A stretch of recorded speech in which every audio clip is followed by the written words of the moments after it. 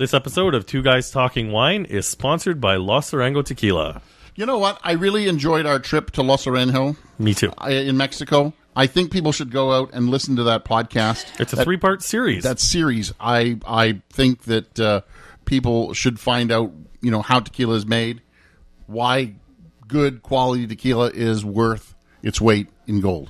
The nice thing about this tequila is it's not that expensive compared to others on the market. The Los Arango Reposado Tequila, $64.95 at the LCBO. And if you want to learn how this is really a craft product from start to finish, you can listen to that 3-part miniseries or find out for yourself by heading to your nearest LCBO and grabbing up a bottle. We even saw the bottle-making factory.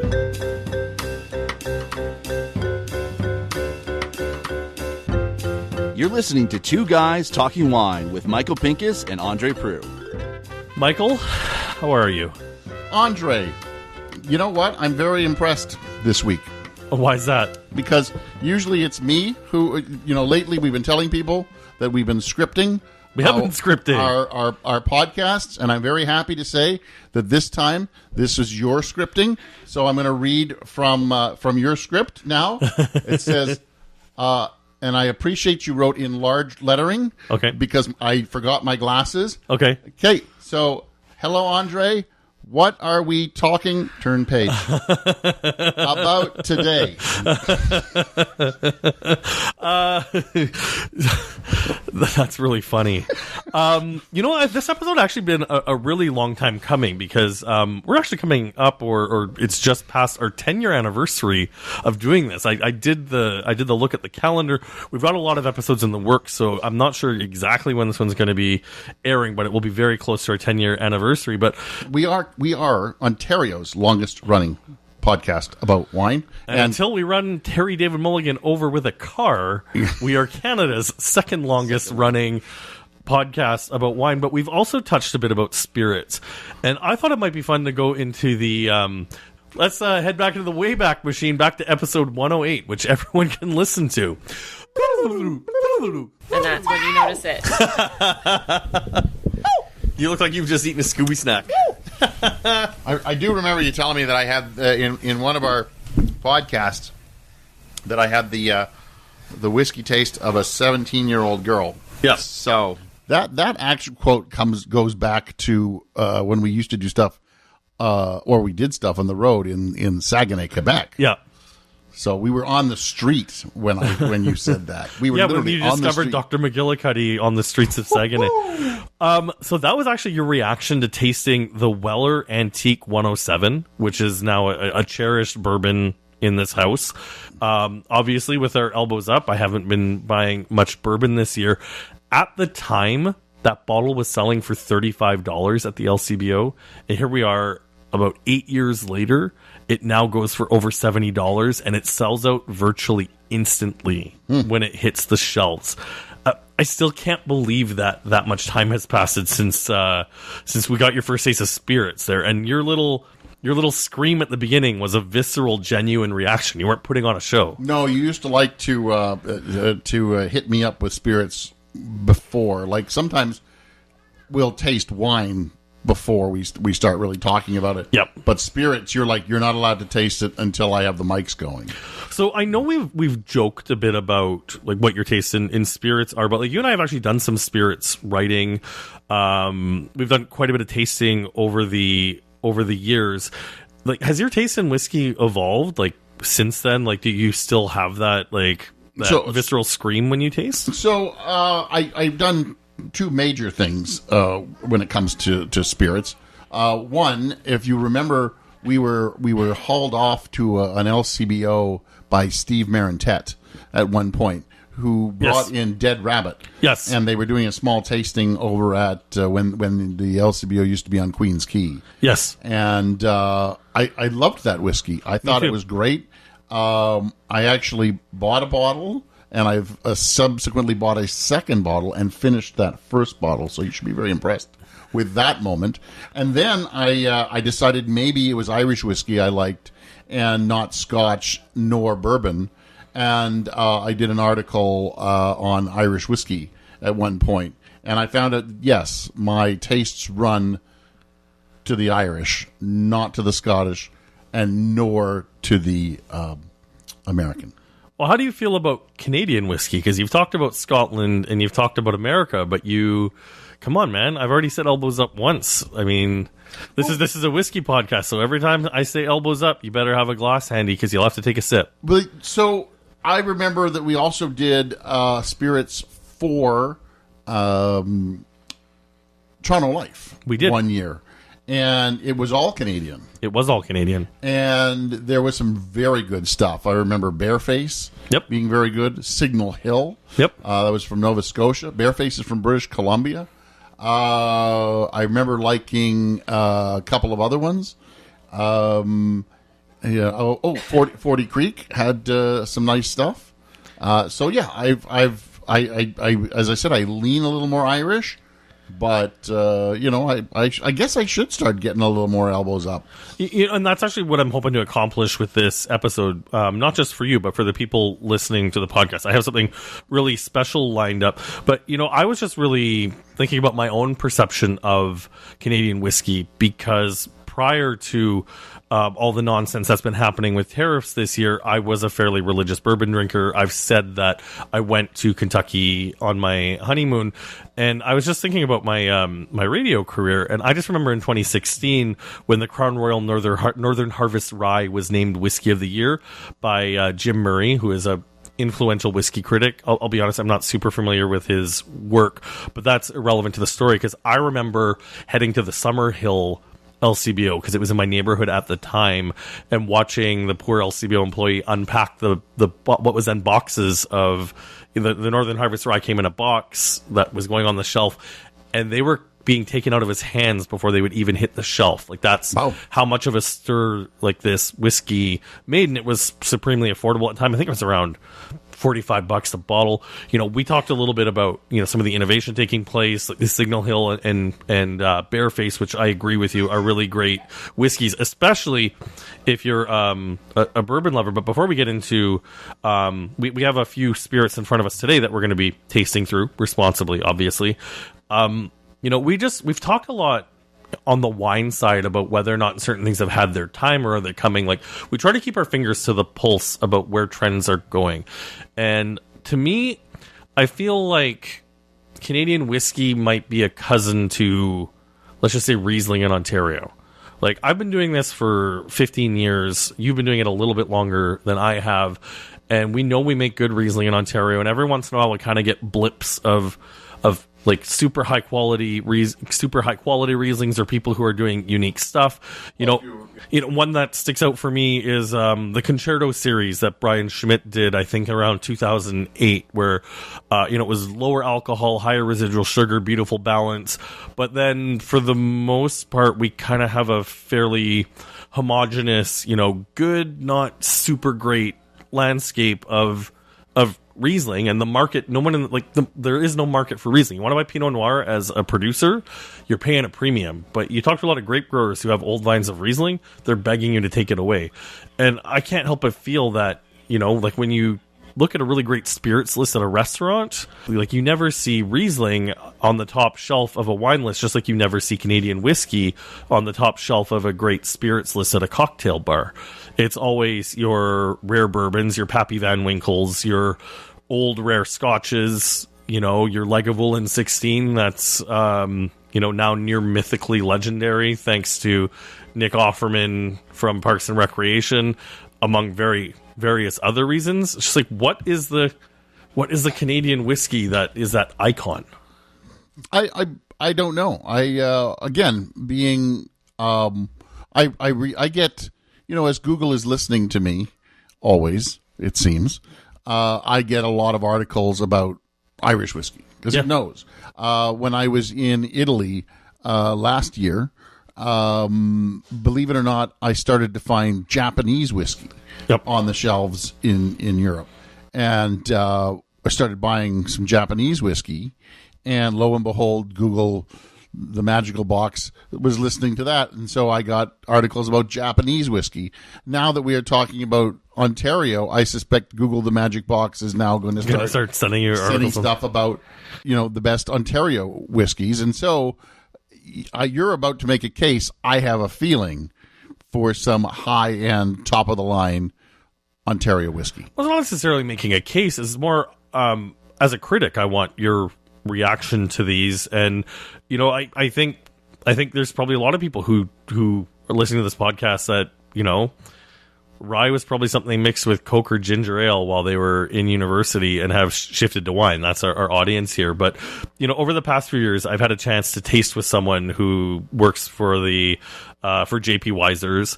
And this is another one where, in preparing for this podcast, I was really just reflecting on what I've covered over the past few years. And JP Wiser's is in the middle of an interesting transformation. And I brought something that's in the glass in front of you, and now we can get to the tasting part. That is very special, but I'm going to let our guests give a quick explanation of it. This is brand new, Yeah. so you're getting the full effect of what Mizunara Oak does to whiskey. I can't emphasize that enough. And if you're curious about whiskey, I think this is an opportunity to try. Yeah, this is what it tastes like to be in truly Mizunara Oak. So my first question is, did he say Mizunara Oak? Mizunara Oak, actually. What is Mizunara Oak? We're going to get to that. Before we get there, let our guest introduce himself to you. Yeah, I'm Dr. Don Livermore Master Blender for the Hiram Walker Distillery. I've been at this distillery for almost 30 years. My 30-year anniversary will be in February 2026. I started out as the site's microbiologist, so I looked at the brewing side of our business for many years. That was my background. I went to the University of Waterloo as a microbiologist, moved to Windsor, never been to Windsor in my life, had the job interview, stayed, and then the company's been just fantastic where their educational policy is bar none. They paid 100% of my tuition where I went to University of Heriot-Watt, which is in Edinburgh, Scotland, to do my master's in brewing and distilling. So I completed that in 2004. And then in 2012, I finished my PhD in brewing and distilling. So I'm one of few master blenders on this planet that has a PhD in brewing and distilling and actively works at a distillery. Dr. Don is a wealth of knowledge. And every time I've met him, it like the passion for what he does really does come through. And I was actually lucky enough to sit down with him about a few products, which we're going to be talking about later on. You did fixate on the very important thing is the fact that we've focused on the Mizunara Oak barrel. So what we have in our glass is 27-year-old JP Wiser's Mizunara Oak, currently selling for $600 at the LCBO. But I thought before we dive into that, because we are going to be talking about a couple of other whiskeys here, I think getting a bit of a background on how Canadian whiskey is made and how Dr. Don works would be a nice foundation before we talk about all the products in front of us. When we talk about Canadian whiskey, we're the opposite of bourbon. We ferment corn separately, rye separately, barley separately, wheat separately. We distill it separately, we age it separately, and then we put it together at the end by a recipe. When bourbon is made, they will put the corn and the rye and the malt together. They ferment it together, it's distilled together, and you got your product. With Canadian whiskey, it's totally opposite. We ferment things as isolated as we possibly can. And the best analogy I use, André, is going to Home Depot in the paint can. So when you pick the paint at Home Depot, as you know today, you bring down the white can and they put the ink inside of it, shake it up, you got the color you're looking for. Whereas when bourbon is made, you'd have to have every color on the shelf. So once you put the paint in the can, you can't take it back. And that's the thing when they make mash bills for American whiskey and bourbon in particular. That's it. You can't innovate very well. Whereas Canadian whiskey, when we keep everything isolated and separated, I could innovate at any point. Do you have anything to say to that? Oh, I thought he was going to continue. I have another clip to play after that, but I just thought I'd give you a chance to. Okay. Well, that's interesting to find out about bourbon. Yeah. Which, he gave us an interesting example of going to the paint store. Yeah. I think it's more along the lines of, say, making Trius Red, right? Yep. Where you're getting your Merlot, your Cab Franc, and your Cabernet Sauvignon. You treat them separately, and then you blend them. You very rarely put everything into the bin and ferment them together.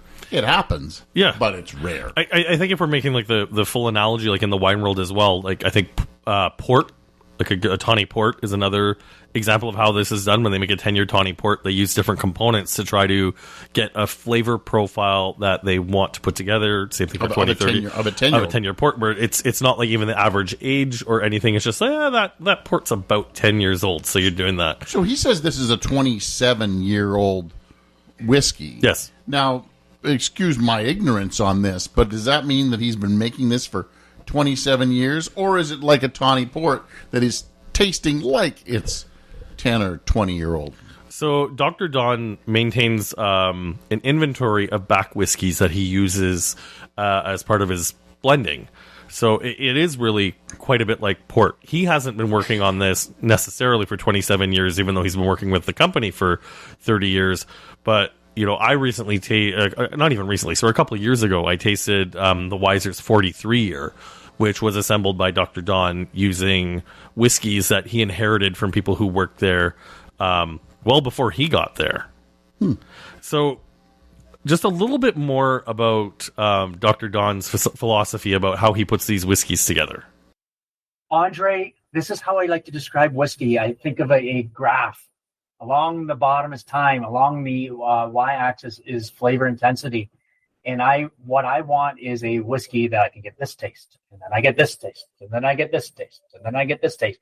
Yeah. Separating it out, pulling it out like in an accordion. I think that's what blending does. I guess the long and the short of it, a bit of a pun based on what Dr. Don just said. If the bottom axis is time and the left axis is flavor, the longer you age in a whiskey, the more intense the flavor gets. That's because more of the water evaporates from it. When Anya and I went to Kentucky to learn about how that works, like they do have 23 and 25-year-old bourbons, but what you end up with by the time you empty those barrels is like a fraction of what you started with. That's the angel. That's the angel share, right? As they claim. It's the angel share. That's right. So what am I tasting here, Andre? So this is the 27. This is the 27, and I wanted to dive into Mizunara with you because I know we've never done an episode fully on barrels, but barrels is something that I know I find fascinating. I think on some level you probably find fascinating, especially as a component when it comes to winemaking. And the cool thing about Mizunara, and this is something I actually didn't know until I spoke with Dr. Don and dove into the press release, is these are really special barrels, and they're really hard to come by. In the case of the Mizunara, I selected after 25 years of aging in a Canadian whiskey cask. I shuffled it over to brand new virgin Mizunara cask. So there's always a slate of inventory, a slate of that white paint can sitting there for me to then further add the inks into what I'm doing. And in the case of this expression, I wanted to bring to life what actually very exquisite wood would do to Canadian whiskey. And in the case of Mizunara Oak, it is very rare. They actually have auctions in terms of buying barrels and buying the wood with barrel suppliers in here, that they're limited around the world. We deal with an excellent suppliers of ours in Europe that acquired some fresh Mizunara Oak, and they made brand new barrels for it, and we ended up buying 9 barrels of it. And I shuffled this 25-year into it. So it's sat into this Mizunara cask for 2 years to finish it off. And when I did my PhD, and I do know the majority of the wood extracts will come into your whiskey in 60 days. So you're getting the full effect of what actually Mizunara does to Canadian whiskey. And this is just a gorgeous whiskey. It's got beautiful sandalwood notes to it, some cinnamon, some baked goods. It has this interesting fig note that I see that comes through on it.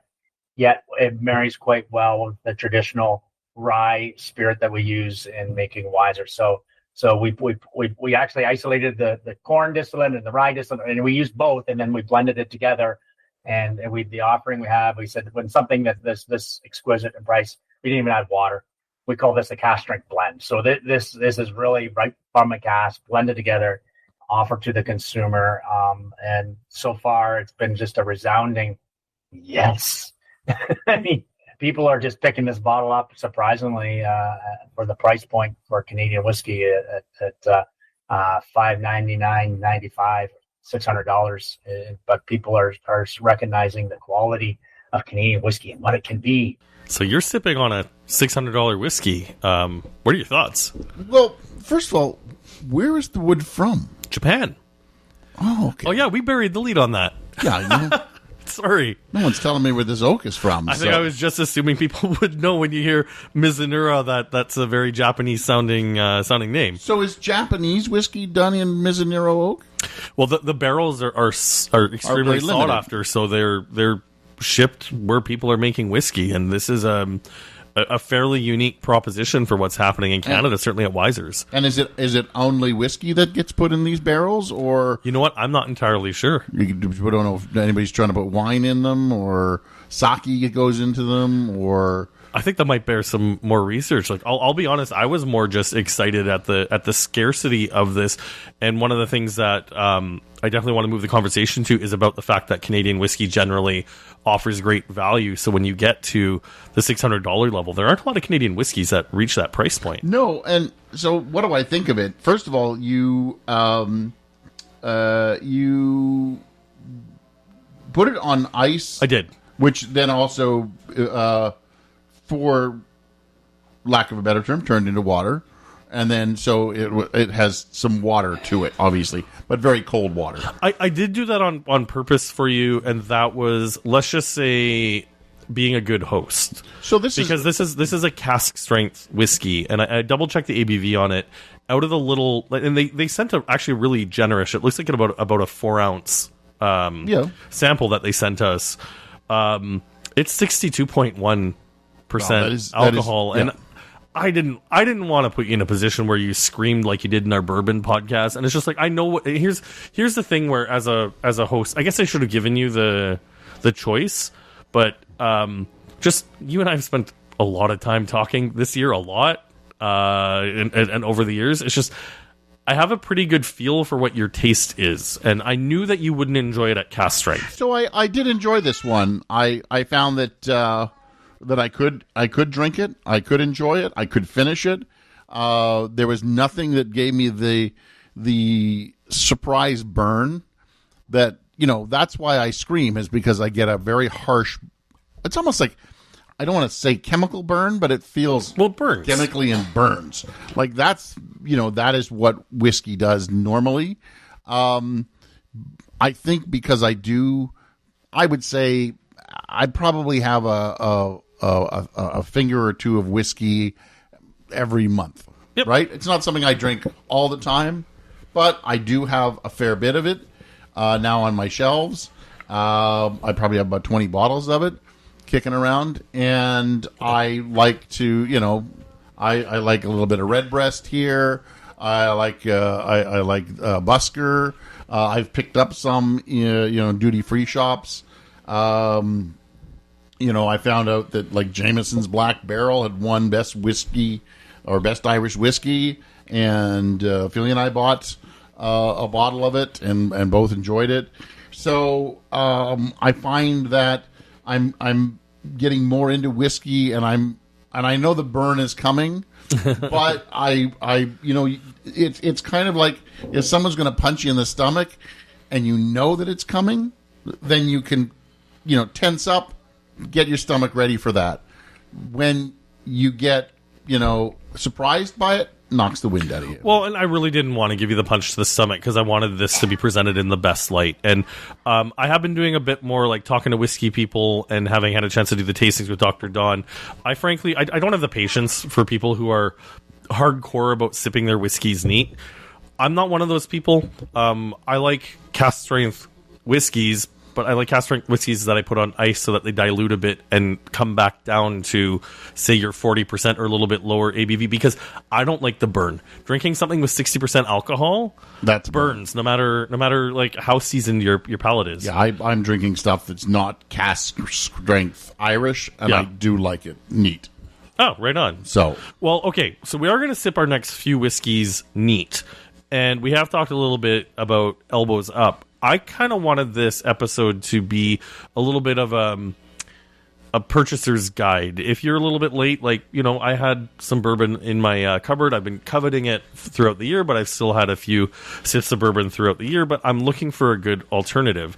And you might make a face when you sip this one. There's no judgment if you do. This is the Lot 40 Dark Oak. The alcohol's a little bit higher, but it's not cask strength. It's 48% alcohol, but I really wanted to share this with you because, like I said, we're looking for alternatives to bourbon, and I've always loved this whiskey because I found that the flavor profile is more bourbon-esque, so it should be a little sweeter, a little bit more vanilla-y, but you know what? Let's let Dr. Don talk for a second while we take a sip of this. It's 100% rye and not bigger, bolder. I hate to say it, punch in your face kind of whiskey. But yeah, there are people out there that certainly love that style of whiskey.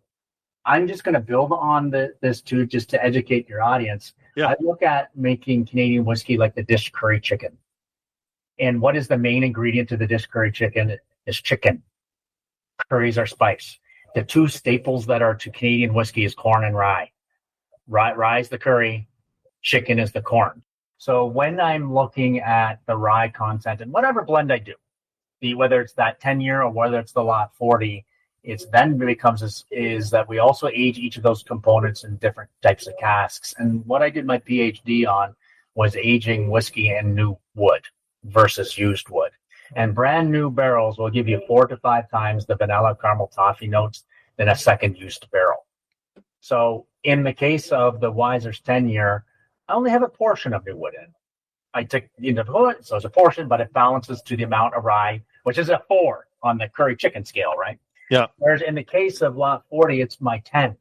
It's my 100% rye, right? So this is a little bit of a personal note. I've got one last thing for Dr. Don to say, but I was shocked to hear that this is 100% rye, because when I look at the bourbons that I like, and this is actually something that holds true going all the way back to episode 108 that you should listen to, is I prefer my whiskeys softer, sweeter. I like corn-heavy whiskeys. I like wheated whiskeys. I like malted whiskeys. My wife loves rye whiskeys because rye brings that like spicy note. And this has definitely got a lot of spice to it. So it was just fascinating to hear telling Dr. Don what my preferred flavor profile is for whiskey, and he was able to offer some insight on why this is a great whiskey that I love. At higher strength, the wood and rye notes come out a little bit more. And if we're emphasizing rye and we're emphasizing what the wood structure is doing to the lot 40 dark oak, then I want to pop the strength up. And I did it, we moved it up to 48% from the 43% that the original lot 40 is at. That's so that was cool. my mindset, and that's probably why you probably love the double wood effect.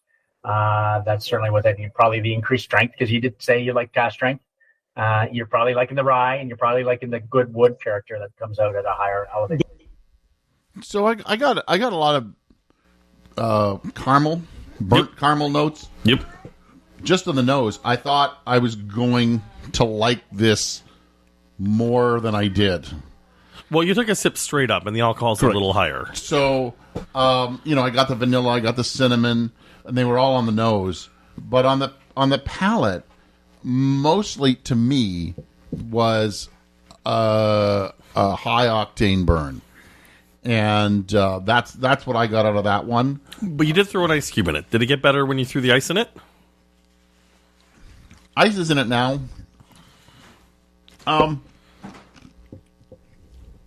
Here's the funny part. I loved the nose without the ice in it. I don't know if I like the palate as much with the ice in it. Oh, interesting. So, because it loses a lot of that burnt caramel, butterscotch, vanilla, cinnamon, clove, those interesting notes that although it burned, there was still a linger on the palate. So I know we're running a little light on ice, but grab another cube and toss it in your glass. Dr. Don actually recommended another whiskey that he thought would match up with my personal palate, and he was pretty spot on. I was actually a little irritated that I hadn't discovered this whiskey prior to it, because I do keep the Lot 40 in my house regularly, even when we're not in the middle of a trade war. The Gooderam and Worts, and he's got the blend on it. Like, it's a serial number, a lot number, so if you find a batch that you really like, you can look for other ones. But for me, it's similar to like Blanton's. So it's a 4 grain, it says. It says 4 grain. I don't know what the 4 grains are. We'd have to go with rye, corn, wheat, maybe malt. Okay. But he suggested, knowing that Buffalo Trace is more my jam, that this might be more up my alley. And I didn't talk to him about this whiskey at length because I hadn't tasted it, and the focus was on the Lot 40 and what we're going to be tasting next, and the Mizunara Oak. But I thought I would get your impression on this here. Because, like, right on the nose, I don't know about you, but the nose to me is way less spicy, way more vanilla. Like, this is more... Do you remember those little craft toffees that were wrapped in the clear plastic? Yeah, it took you forever to get the plastic off. But it's so worth it because it's so delicious. Yeah, and then remember when you had to melt those? Those were a pain in the neck. Dude, you took a big sip of that. See, I probably would like it without the ice. That's the interesting part. Well, why don't we try it without the ice? I'm not trying to get you drunk, but we're just trying to do a bit of a short masterclass on what your flavor profile that you like for whiskey is. So again, there's a vanilla note to this one. You know, dollar for dollar. So the whiskeys I love that are made at the Buffalo Trace Distillery are Weller's and Eagle Rare and Blanton's, obviously. I've never been a big fan of the entry-level Buffalo Trace because I found it has a bit of that bite, a bit of that burn to it. This is, even when we're not fighting the States, a cheaper whiskey, and frankly, I think this Gooderam and Worts is significantly better than the Buffalo Trace. Well, you would know bourbon better than I do. I have two bourbons in my collection, believe it or not. I have an Angel's Envy. Yeah, it's a good whiskey. And 1797 or the square bottle that's kind of round in that. Dude, those are excellent whiskeys to have in your collection. Oh, so those ones I did like in the bourbon that I had tried. Well, how does this stack up to your bourbons? So, you're right. Like the nose here is that pure milk vanilla caramel. Like it is that craft, minus the plastic wrap. Although, who knows? You know what? Sometimes if it didn't have the plastic wrap on it, I don't think it would smell the same. I really don't.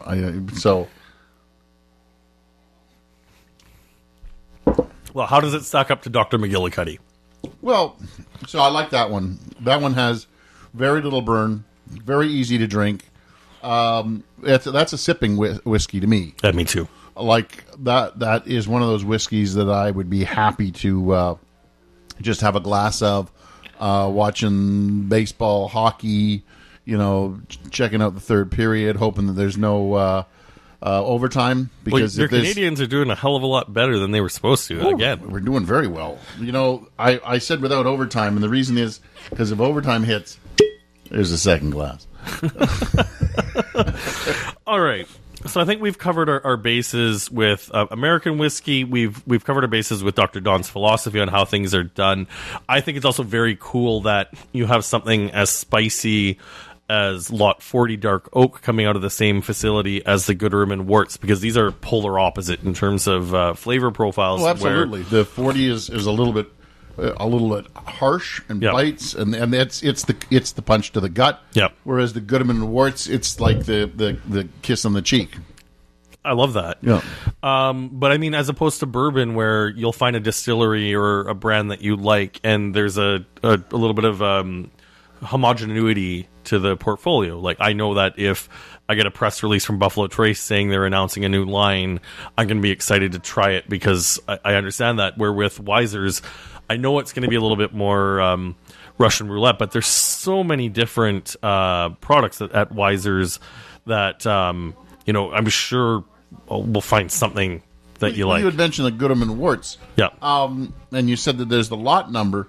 Did the good doctor tell you there was a difference between each lot, or he tries to keep it pretty much the same as if you buy one bottle and it's lot 42 and you buy lot 45. You unfortunately were busy the day I did the interview, and this is why I wish that you were there. I didn't get a chance to ask that question to Dr. Don, but I know from philosophically, when you're talking to a spirit maker, like we saw this when we went to Los Arango, is you're trying to make a consistent product because you want your customers that every time they grab a bottle that it's a consistent quality product. But that being said, Dr. Don has told me that, and I didn't cut the tape, but you know what? Maybe maybe if you go to Patreon and give us $5, we'll put the interview behind the paywall. You can hear my full half-hour conversation with Dr. Don. We talked a little bit about how when he first joined Wiser's and they put the Lot 40 brand under his care, this dark oak was lower alcohol, and he has pushed the alcohol up and not modified. He has tweaked the flavor profile so that it better suits, I guess, what his vision is for it. So I think on one hand, you get a master blender who's hoping to create a consistent product, but at the same time, you want the market to respond to it. And that, you know what, put it this way, you know, we are primarily a wine podcast, so let's bring it back to wine. Let's do it. Each winery, when they get a new winemaker, will have that winemaker, and we have found this, not just Ontario, but, you know, as we interview people in Italy, as we interview people in Cyprus, as we interview people all over the world, France, we are noticing that as they get a new winemaker, the winemaker, he tries to stick with tradition, but he wants to put his stamp on that wine. Yep. Be it from Champagne, who, you know, that something's got to happen in Champagne. If it's not, you know, you can't increase a volume, but you can, you know, leave it an extra year on lees in bottle. You can create a new line of something. You know, each winemaker wants to put a stamp on his stay at that winery. I think each master blender wants to put a stamp on. And frankly, I'm here for it. Like it makes it exciting. Like, you know, you're a sports fan. I'm a sports fan. It's kind of nice, like when you've got a team to root for, and you know, like you get a star goalie. You're a fan of that goalie who plays for your team. Well, let's take it back even a part. You know, somebody who's been on the podcast a few times. Ed Madronic. Yep. They've gone through at least 5 winemakers in our lifetime. You know what? I love that you said that. When we did each time, and then he did a retrospect of Nadia's Vineyard Riesling. And each winemaker put his own stamp on the Nadia's Vineyard Riesling. And they were all good. Yeah. They were just a little bit One was a little different. Sweeter, one was a little drier, one, you know, was a little bit riper. There was just something, and he knew it, and he could tell you, because he was like, and there are times he goes, I wasn't a big fan of it, but that's what the winemaker wanted, and so I let him do it. All right, so here we are. We're getting to the final whiskey of the day, and you're an Irish whiskey fan. I'm a Scotch whiskey fan, and now we're moving away from bourbon whiskey, and this is where we're just talking about quality to price, because it hurts my heart to see what has happened to Scotch whiskey prices over the last little while. Before I introduce the whiskey, we're talking about price and quality. Dr. Don's going to introduce the next whiskey, and he's going to put this on his curry chicken scale that he's been making reference to. If you look at the JP Wiser's 18-year that you have it, it's a 1. Right, so we can dial up the flavor profile by using rye in terms of that, and we can meet the expectations, again, even before the previous administration has shown up. We could dial in our whiskeys to those consumers that are looking for that specific taste profile. So when he says 1, like he was talking about curry and chicken, so he was giving the chicken a number and he was giving the curry a number. He only gave it a 1, so a 1 for both. Yeah, he was talking about the curry, the barrel influence. Okay, got it. So this is one where there's less barrel influence, where with the Lot 40 that he said was his 10 out of 10, like it's dark oak. So he hits that Lot 40 dark oak with the barrel, and then it's double barreled. So remember how he said 60 days in a barrel, you get the maximum flavor profile? He's doing that twice with the Lot 40 double oak, where you know, he said the Wiser's 10, which we don't have in front of us, is a 4 out of 10. And the Wiser's 18 is meant to be softer, easier to drink.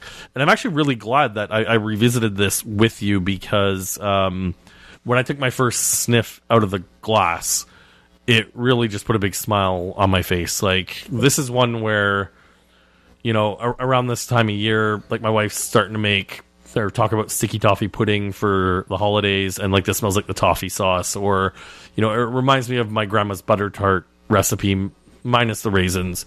But what is wrong with raisins? No, there's nothing wrong with raisins, but I'm just saying raisins. No, but I'm just saying I'm saying raisins add an aroma, and there's no raisins in the aroma of this. I know that there has been talk about raisins in this house. There are. You know what? But like I said earlier in this podcast, is I'm not going to argue with someone who wants to put ice in their whiskey or wants to drink it neat. It's have it how What you is it like that it. you don't like raisins in? I actually prefer no raisins in most butter tarts except my grandma's. And raisin bread. Yeah, okay. I'm a bit of a raisin stickler, but I also think it's one of those things where it's I just like I don't like the idea of raisins, and I don't mind eating them when I do. There's something wrong with you. There's a lot of things. There's a lot of things wrong with me. So we should start the raisin. You know what? In the comments section, if you like raisins in your butter tarts or in baked goods, put it in the comment section because I think some baked goods benefit from raisins, especially cookies. All right. Now, you're the one who's usually pulling me back on topic. I'm going to pull you back on topic right now. So I was taking us to Europe with this. As Dr. Don said, we are drinking the J.P. Weiser's 18-year-old whiskey. I didn't like the nose. Okay. Okay, I want to unpack that in a second, but I want to make a point before we do that. I actually have it written down so it'll be succinct. So bourbon and scotch both get insanely expensive when it comes to aged bottles. I was just part of a spirits auction online. Pappy Van Winkle, 23-year-old, one of the most sought-after bourbons on the planet, goes for like $4,500 a bottle now. My favorite whiskeys, I love Scotch whiskeys. Glenfarclas 12 was $75 a bottle before the pandemic, and now it comes in at $127.55. And the Glenfarclas 15 is $189.90 a bottle. The Weiser's 18. How much do you think this costs a bottle? I'd like to just state before I go any further that Irish whiskeys are cheaper. Anyway, just saying. Probably the frugal man inside of me suddenly is liking my Irish whiskey even more. Having not even tasted it yet, Andre, but given the nose, I want to go that it's. I don't know. I just don't know. You put it this way. You've given me a $600 whiskey, which we sort of started off at the top, right? The 40 is how much? It's about $60-ish a bottle. Okay, 60. The Gooderam and Worts. The Gooderam and Worts. I got it on special for like $38, but the regular price is $42.75. That's I find that as and I didn't know what's the age on that? Does it have a doesn't have an age statement on it? So it's just a whiskey. Yeah. So 18, 40. The 40 is 60. Yeah. But it's not 40 years old. It's just called Lot 40. Oh, Lot 40. Got it. Okay. So we don't know the age of that one. So it's unageable. I'm thinking of like Redbreast 12. Give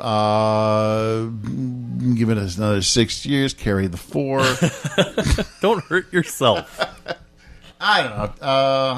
$150. All right. So it comes in at $93.25.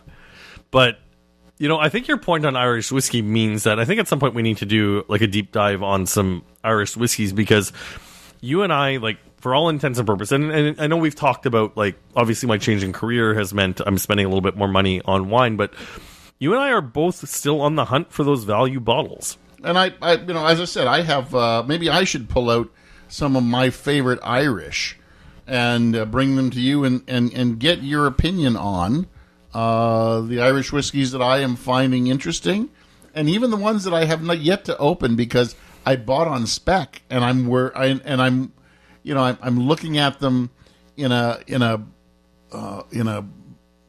European airport, say Germany or wherever, and saying, "Oh, you know what? €30 doesn't seem like a bad price for a bottle of Irish whiskey." The funny thing is, like, that's how I got into bourbon, was buying bottles the exact same way. But we digress.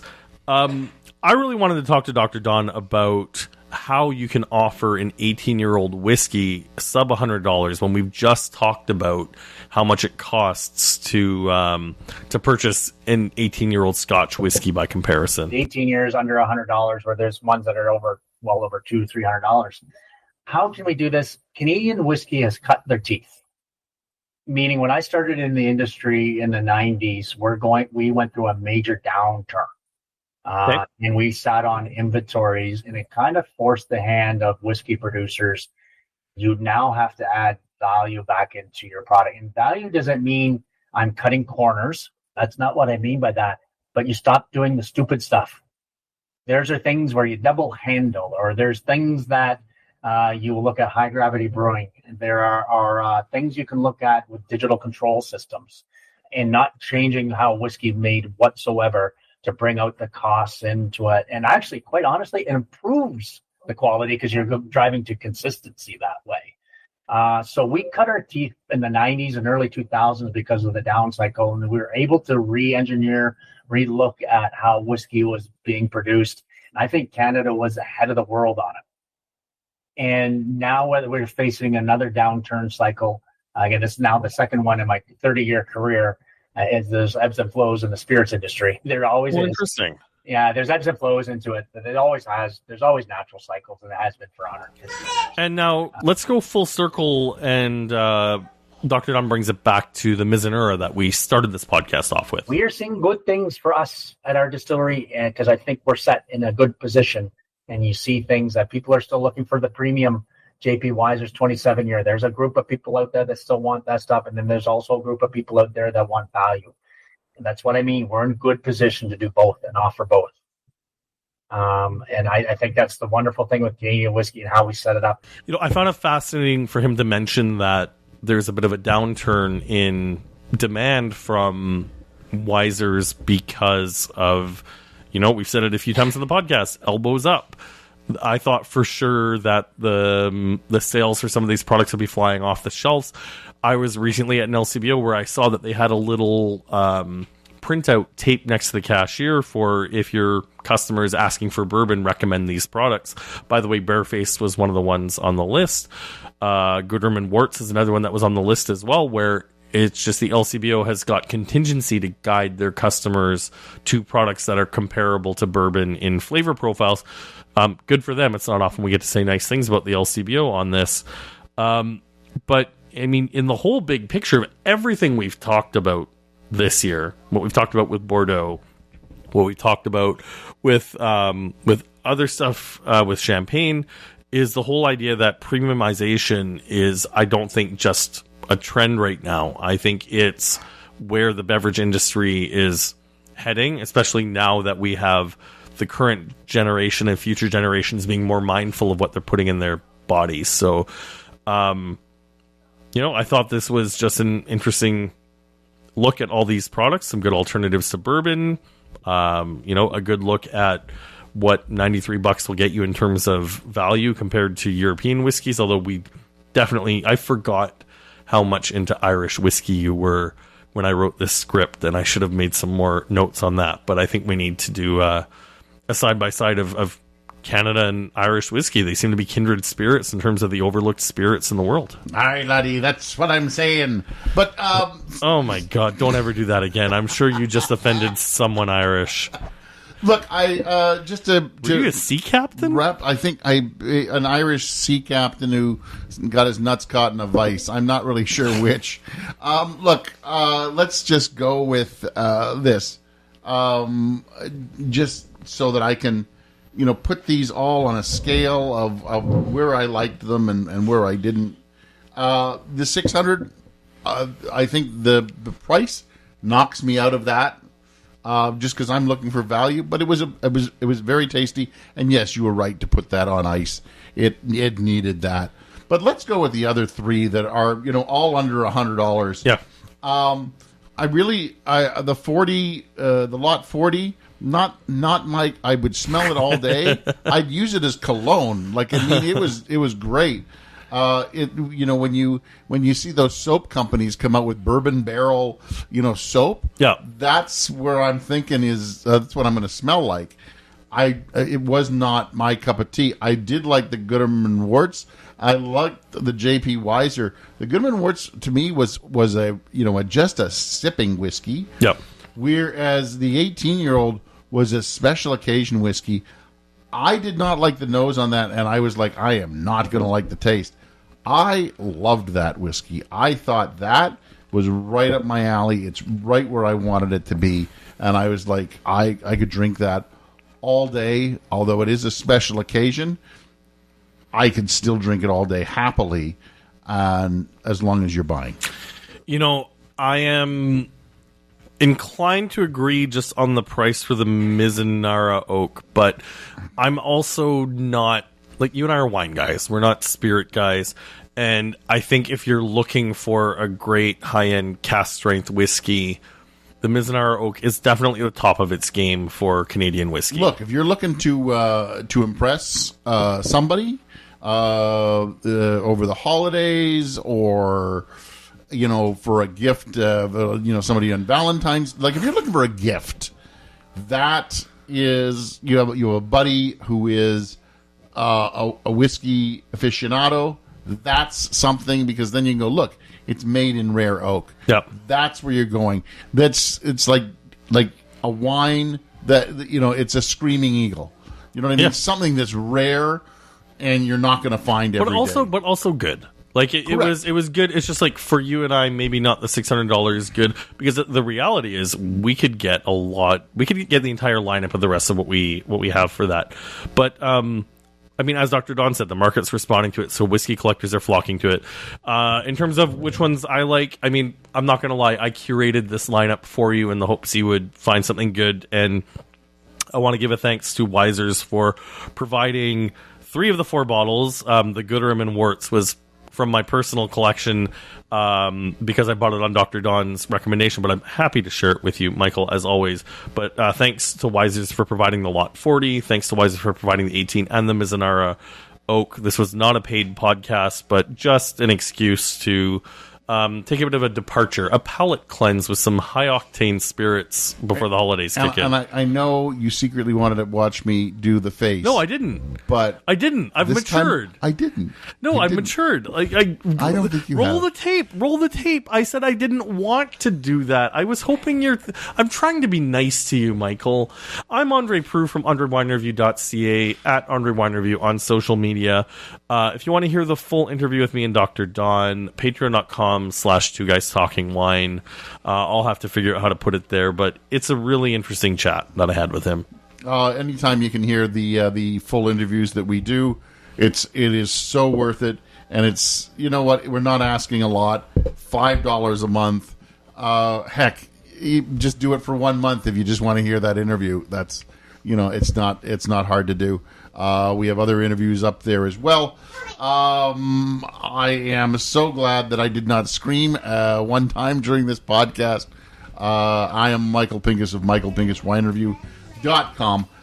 You can find me on social media as The Grape Guy. André, thank you very much for another trip down Whiskey Lane. Good night.